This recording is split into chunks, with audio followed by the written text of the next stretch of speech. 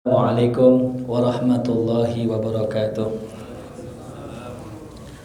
Sebelum kita mulai, mari sama-sama kita membaca Al-Quran surat Al-Fatihah. Mudah-mudahan apa yang kita bahas bermanfaat buat kita semua. Allah jadikan ilmu-ilmunya manfaat. Allah berikan kita mati husnul khatimah dalam keadaan iman Islam. Ala hadhihi Al-Fatihah.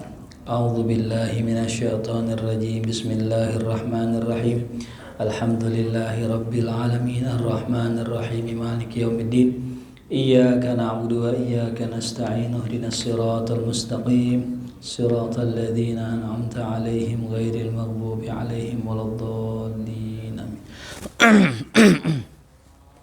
Alhamdulillah, para hadirin, para jamaah rahimakumullah. Pada siang hari ini kajian fikih kita membahas tentang perkara yang membatalkan wudu. Kalau sebelumnya kita sudah membahas tentang sunnah-sunnah wudu, maka pada siang hari ini kita bahas lanjutannya. Ada berapakah yang membatalkan wudu? Ya, bisa dilihat di sini. Ya. Nawaqidul wudu, yang membatalkan wudu ada 4. Ya. Bisa diingat ya. Yang pertama, apa yang membatalkan wudu? Khuruju ya asyai' minas sabilain. Ya. Yang pertama, apa yang membatalkan wudu adalah keluarnya sesuatu dari 2 jalan, ya. Jadi yang pertama adalah keluarnya sesuatu dari 2 jalan. Apa 2 jalan tersebut? Kubul dan dubur. Dinamakan kubul berarti yang depan. Dinamakan dubur berarti yang belakang. Kenapa dikatakan khuruju syai', keluarnya sesuatu? Kenapa nggak dibilang kotoran? Ya. Karena apapun yang keluar dari depan maupun belakang, baik itu bentuknya kotoran, ya. Baik itu bentuknya kotoran atau bentuknya itu selain kotoran. Seperti apa? Darah misalnya. Ya. Atau semisal, maaf, ya, cacing, ya. Tahu ya, kalau orang keluar cacing dari duburnya namanya apa tuh? Cacingan, iya. Itu pun termasuk. Atau mungkin kalau orang dewasa kena penyakit tuh, kalau keluar dari kemaluannya keluar apa tuh? Batu. Nauzubillah. Mentalik nih, penyakit kencing apa tuh? Bukan kencing batu apa?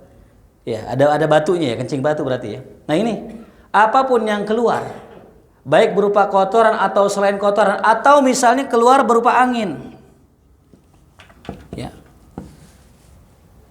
Nah, semisal contoh orang lagi sholat, ketika lagi sholat berasa keluar kentut, ya, sebagaimana kata Pak Urip kemarin tuh ya. Jadi yang namanya kentut, hadirin, ketika sholat itu belum pasti kentut, karena setan itu paling pinter mengelabuhi manusia, membuat mereka ragu dengan membuat semisal kentut. Maka Nabi bilang, kalau ada orang merasa kentut, dia harus pastikan ada 2. Yang pertama, ada bunyinya. Harus ada bunyinya, ya, atau loudspeaker, ya. Atau yang kedua, ada baunya, ya. Jadi kalau ada orang lagi sholat merasa keluar dari belakangnya, bunyinya ada, baunya ada, fix itu namanya Tapi kalau nggak ada bunyinya, cuman baunya doang, nah itu gimana nih? Bunyi, baunya doang. Bau belum tentu kentut kita. Bisa jadi kentutnya siapa? Imam. Kurang ajar nanti imam. Kentutnya imam, salah. Jadi syaratnya 2, bunyinya sama baunya. Salah satunya nggak bisa. Ini yang menghindari kita dari was-was. Ya. Menghindari dari was-was tuh ya. Jadi suatu hari, ya, ada orang mengalami hal yang sama. Ternyata memang betul. Setan itu bermain di, ya, area ini. Di area wudu, di area sholat, sehingga sholat timbul was-was, takbir was-was diulang, wudu was-was diulang, ulang. Makanya tadi syaratnya batal kalau seandainya ada bunyinya dan ada baunya. Nah sekarang seandainya nih bunyi nggak ada, bau nggak ada, cuman ada yang keluar. Lagi sholat Allahu Akbar pas dipegang, wah basah nih gitu misalnya. Itu berarti udah fix bahwa dia itu telah batal. Nah kecuali yang keluar itu air mani atau sperma, ini tidak batal. Ya, nggak batal. Kencing batal, keluar darah batal, kentut batal, keluar air mani nggak batal wudunya. Cuman wajib mandi.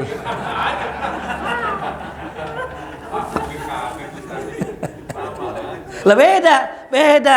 Kenapa orang keluar sperma wudunya nggak batal? Karena orang yang keluar sperma dia sudah wajib mandi, yang mandi itu lebih besar daripada wudu. Jadi hadirin, orang nih kalau mandi wajib, dia mandi wajib, itu sebenarnya nggak perlu wudhu lagi. Selesai mandi wajib, rapi dari ujung pala sampai ujung kaki, nggak perlu wudhu lagi. Kenapa? Hadas besarnya sudah diangkat, maka hadas kecilnya ngikut. Ya. Jadi kalau hadas besar sudah keangkat, hadas kecil ngikut. Makanya kalau sudah mengerjakan mandi wajib, wudhu nggak perlu. Ya, sama kayak orang misalnya ada hukuman potong tangan.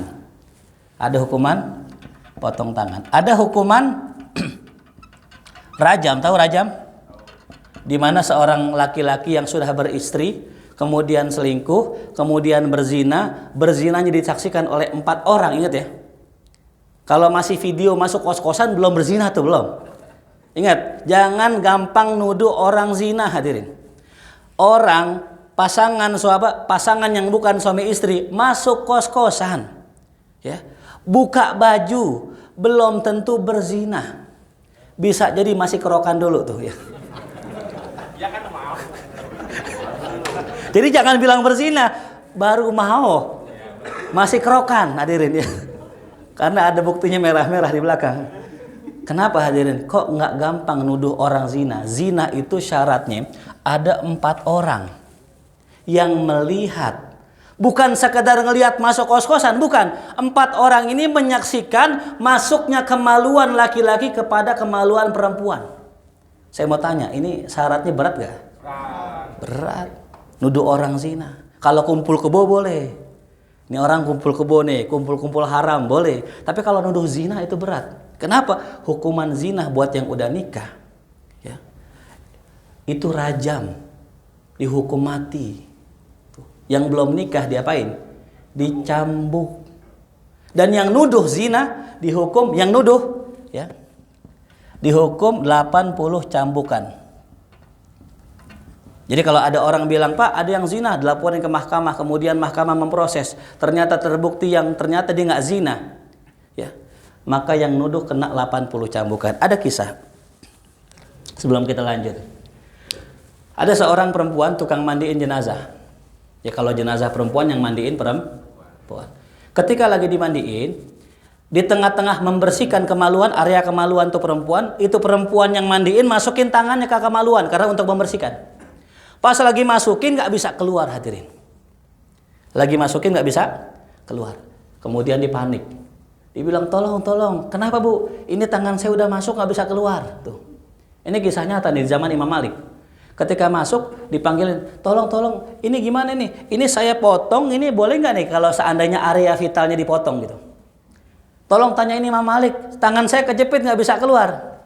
Akhirnya ditanya ke Imam Malik, ya Imam Malik, ada orang yang mandiin jenazah, tangannya masuk ke kemaluan nggak bisa keluar, itu boleh nggak dipotong kemaluannya biar bisa keluar tangannya? Imam Malik dengan basirohnya bilang, emang dia ngerjain dosa apa? Emang dia bilang apa ketika mandiin jenazah? Tanya ke dia, dia bilang apa ketika mandiin jenazah? Ketika ditanya kata perempuan yang mandiin, kata tuh perempuan, iya tadi pas saya lagi bersihin kemaluan, lidah saya nggak sengaja ngomong nih dasar pezina begitu. Berarti dia nuduh apa? Nuduh zina. Tuh. Nuduh zina kepada orang yang sudah meninggal sama hukumnya sama orang yang masih hidup. Ketika lagi dituduh zina begitu, tangannya masuk nggak bisa keluar. Kata Imam Malik, ya sudah kalau emang dia itu menuduh itu perempuan zina, cambuk yang mandiin 80 kali. Lagi sambil mandiin tuh tangannya sambil kejepit dicambuk 80 kali. Tas. tas. Udah sampai 80 kali, selesai tangannya keluar. Tuh. Ya. Makanya kita mesti hati-hati jaga lisan. Ya. Banyak orang kemakan omongan gara-gara lisannya. Jangan pernah kita mengatakan atau kita ngeledek atau nyinyir atau jelekin orang yang maksiat, karena suatu saat kita yang maksiat seperti dia. Ini kata Rasulullah. Dalam hadis yang sahih diriwayatkan dalam kitab Bulughul Maram, siapa orang yang menyinyir ya maksiat saudaranya, maka tidak akan mati sebelum dia ngerjain dosa itu. Ya. Jadi kalau kita ngelihat ada teman kita doyan banget sama janda, ya. Maksiat mulu tuh sama janda, diajak jalan-jalan padahal bininya ada di rumah, tapi bininya dianggurin, hadirin.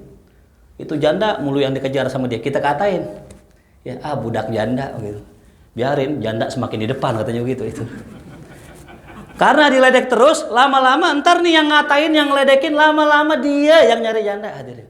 Dia yang main-main, dia yang zina, nauzubillah min. Baik-baik sama lisan. Tetangga kita, maaf, misal ngelakuin zina, jangan kita omongin kejelekannya. Bisa jadi tetangga yang zina, ternyata anak kita yang hamil duluan, nauzubillah. Ya. Ini banyak terjadi di sekarang. Nah ini kembali lagi tadi ya. Jadi kalau ada orang kena hukuman rajam, ya, maka orang yang kena hukuman rajam ini tidak perlu potong tangan. Kenapa? Udah rajam, udah hukuman paling berat kan begitu, paham nggak? Maka orang yang sudah mandi wajib tidak perlu apa? Wudu. Maka dikatakan keluarnya air mani tidak membatalkan wudu, tapi wajib apa? Mandi itu ya. Bisa dipahami? Ya. Dan statusnya air sperma atau air mani, hukumnya apa? Hukumnya suci. Ingat tuh. Kencing najis, kotoran manusia atau hewan najis, tapi sperma atau air mani hukumnya suci. Ya. Paham maksudnya? Jadi kalau kita sebagai manusia memang lahir dari tempat yang hina, tapi status spermanya itu suci, hadirin. Seandainya spermanya kena gomis atau spermanya kena sarung, kita pakai sholat boleh nggak? Boleh nggak? Kok ragu-ragu jawabnya nih? Boleh. Ya. Sah nggak? Sah. Suatu hari baginda Rasul sholat tuh dalam keadaan menggunakan gamis yang pernah kena sperma. Ya. Ini contoh Rasulullah, cuman sekali. Kalau kita kan mungkin sehari-hari gitu kan. Bedanya gitu, kalau Rasul sekali buat contoh, kalau kita sehari. Rasul pernah nggak kesiangan? Pernah Rasul kesiangan. Suatu hari Rasul pulang dari jihad capek. Pulang jihad capek. Di perjalanan menjelang subuh Rasul bilang sama Bilal, ya Bilal bangunin saya nanti subuh. Ternyata Bilal bin Rabah juga ikut ketiduran. Setelah Bilal tidur, masuk waktu subuh, semua sahabat tidur, nggak ada yang bangun. Sampai matahari sudah mulai tinggi, mereka sahabat kena sinar matahari, kebangun semua. Astagfirullah. Belum sholat subuh. Tapi yang luar biasa, Rasul tetap wudu, Rasul tetap suruh Bilal azan, Rasul tetap sholat sunnah qobliyah, walaupun kesiangan, tetap sholat sebagaimana biasa berjamaah. Pelajarannya apa tuh? Kalau kita kesiangan subuh, boleh dikodok, boleh sholat sebangunnya. Nah itu Rasul ngerjainnya 1 kali. Kalau kita berapa? Itu bedanya, beda dikit sama Nabi, beda dikit. Lalu yang kedua, yang membatalkan wudu adalah zawalul akli. Ini dia yang kedua. Yang kedua yang membatalkan wudu adalah zawal, hilangnya akal. Ya, hilangnya akal. Yang namanya hilang akal banyak sebabnya. Satu diantaranya tidur. Nah ini dia ya nih. Ini sering banget kalau kita dengerin khutbah Jumat, itu ya jamaahnya tidur. Saya kalau lagi khotib saya pengen bacain doa bismika Allahumma ahya wa bismika ahmud, biar tidurnya indah, mimpinya ketemu Nabi, jangan-jangan tuh ya. Itu umumnya begitu. Saya tanya, kenapa orang kok sholat Jumat kok dengerin khotib tidur? Coba Pak Urip, kenapa banyak yang tidur? Jawabannya kenapa? Nyaman. Saya rasa nih mungkin ya kan kadang-kadang sebagian khotib itu kalau khutbah baca teks ya. Iya, saya pribadi pun nggak nyaman kalau khutbah baca teks, karena kayak lagi didongengin kita kan gitu. Kita lagi sekolah zaman dulu guru megang buku, gurunya baca, kita tidur. Kenapa? Karena berasa kurang spiritnya. Lihat Rasul lagi khutbah, matanya berapi-api. Mukanya ya bersemangat. Seakan-akan Rasul sedang mempersiapkan pasukan perang tuh khutbahnya Rasul. Makanya kalau khotib itu berapi-api, bersemangat, bahkan yang dibahas tentang isu kekinian, seger gak? Seger. Apalagi khutbahnya pakai bahasa Mama Gufron gitu kan nih. Wa maqali inna rahmatan ghufurna, seger tuh. Jadi hadirin ya, ini kalau kita sholat Jumat, ini ada tutorial cara tidur yang tidak batal. Ya. Kan kalau kita, tadi kan dikatakan tidur batal, ada cara tidur yang tidak batal, yaitu tidur nih, duduknya seperti ini. Ya. Ini kalau perempuan nggak sholat Jumat nggak apa-apa ya. Kalau kita duduk seperti ini, bersila, dan posisi bokong menetap di bawah, ya, dan tidak sekiranya mau kentut, kita nggak bisa kecuali angkat bokong kita, maka tidur begini sah. Artinya tidak membatalkan wudhu. Ya. Nah, atau ada orang tidur begini. Nah, kira-kira kalau begini kentut nggak? Bisa kentut nggak deh? Bisa kentut ya. Apalagi yang rada kurus. Itu kalau begini nyelos tuh deh. Nah, ada orang tidur begini. Pas bangun-bangun begini gitu. Nah, itu batal jelas ya. Atau dia tidur begini, bangun-bangun begini. Kata temennya orang jujur nih. Kata temennya, bang, ente kentut tadi, maka batal. Walaupun dia tidur begini, bangun begini. Kenapa? Karena bisa jadi pas lagi tidur dia nggak berasa, diangkat paha begini kentut. Temennya dengar. Tapi syaratnya temennya orang jujur, ingat. Kalau temennya tukang bohong, nah yang begini jangan dengerin, ya. Dia orang mungkin bercanda, enggak serius tuh begitu ya. Jadi kalau kita lagi duduk begini, itu bisa dalam keadaan tidur. Yang kedua, tidur terbagi dua. Ada tidur yang bisa dibilang bukan tidur, kalau bahasa kita nuas, ngantuk. Jadi dia matanya merem cuma masih dengar suara. Ya, itu belum tidur sempurna belum. Kalau tidur sempurna, dia udah ngimpi tuh. Kalau udah ngimpi, apalagi ngimpinya basah, itu bukan cuma sekedar batal tuh. Pernah kali hadirin gitu, lagi sholat Jumat tidur begitu, ngimpi basah gitu. Ini luar biasa ini. Belum pernah sih. Walaupun saya pernah sekali waktu dulu masih kuliah, lagi tidur di masjid, tiba-tiba junub. Bagaimana Ustadz lagi di masjid tiba-tiba junub? Kan nggak boleh orang junub ke masjid. Buru-buru keluar. Langsung mandi itu ya. Nah, jadi begitu. Jadi asalnya orang tidur batal wudhu kecuali tidurnya yang posisi bokongnya menetap. Patokannya kalau kita duduk begini kagak bisa kentut berarti menetap. Nah, maka contoh orang naik motor. Ketika pengen kentut ngapain dia? Nyari gajurukan kan dia. Oh, gajurukan dia. Dia agak pura-pura lompat gitu. Padahal mau ngapain dia? Kentut. Ya.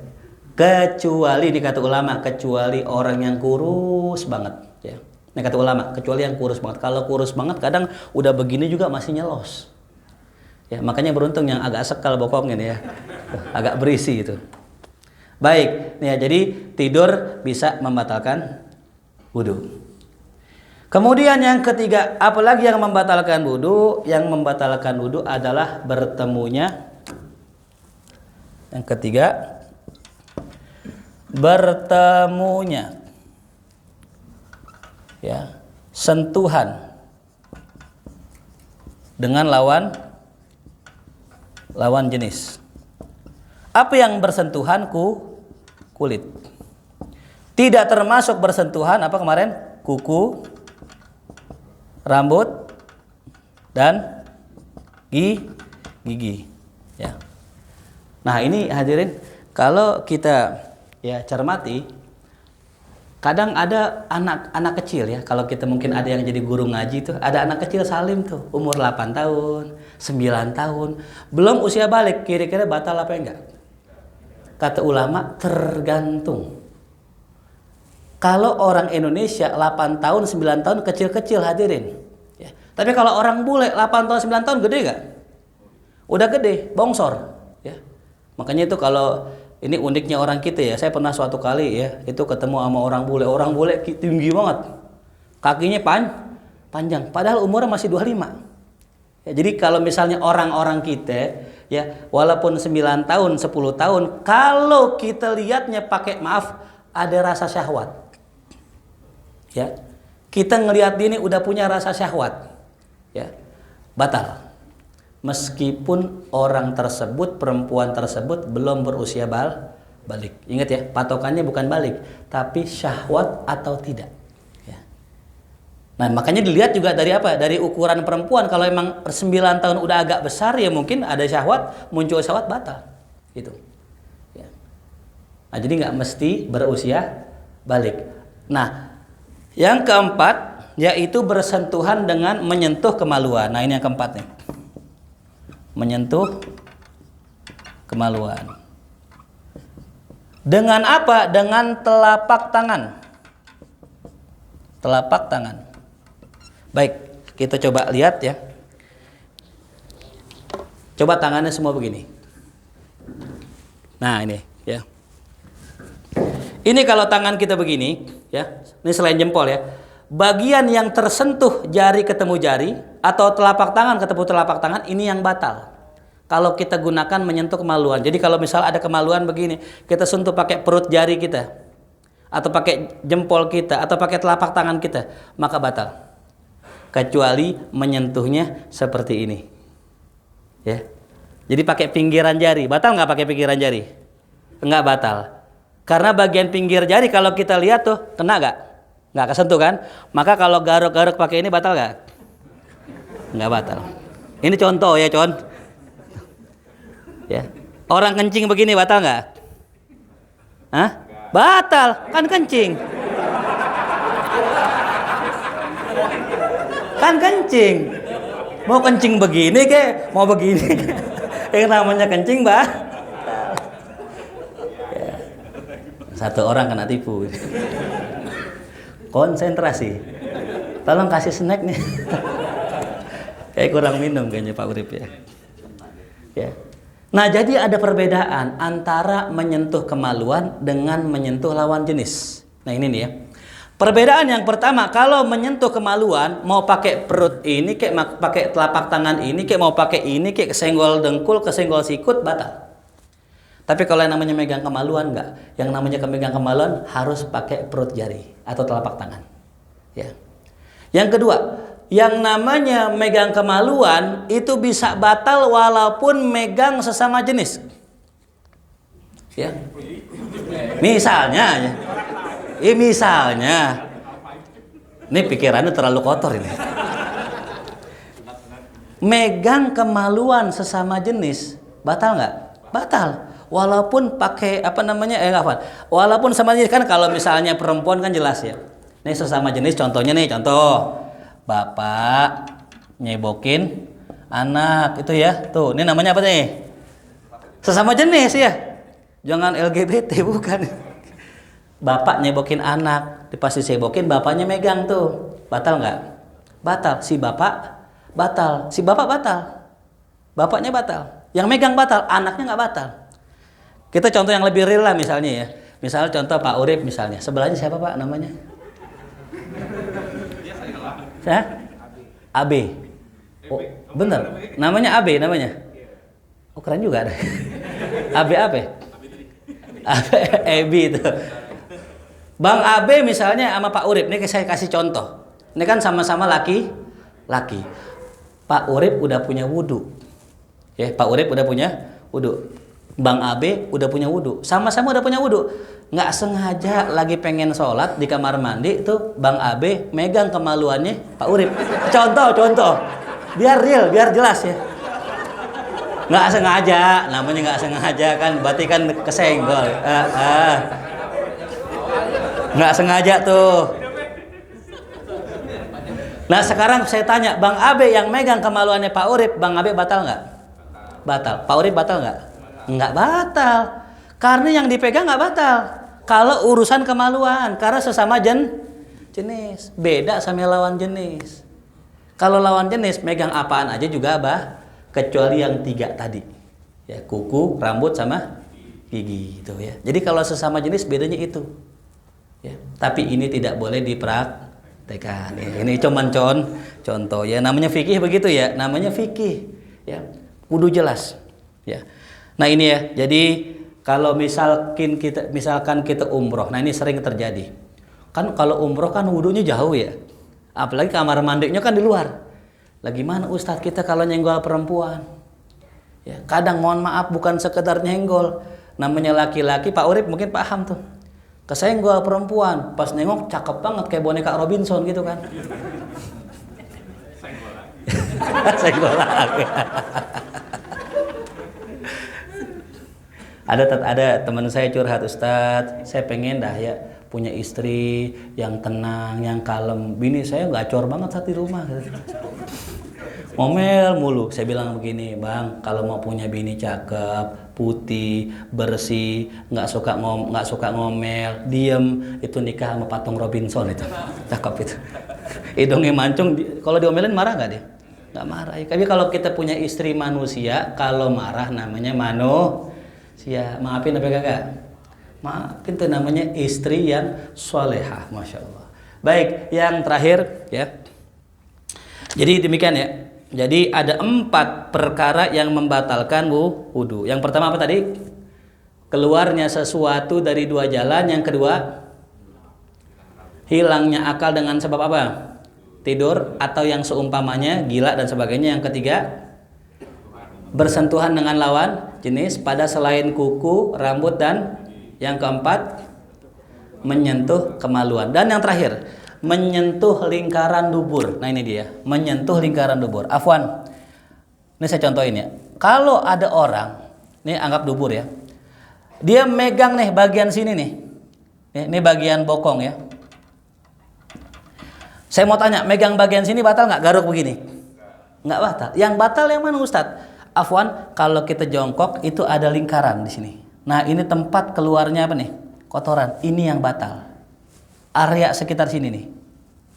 Adapun bokongnya nggak batal.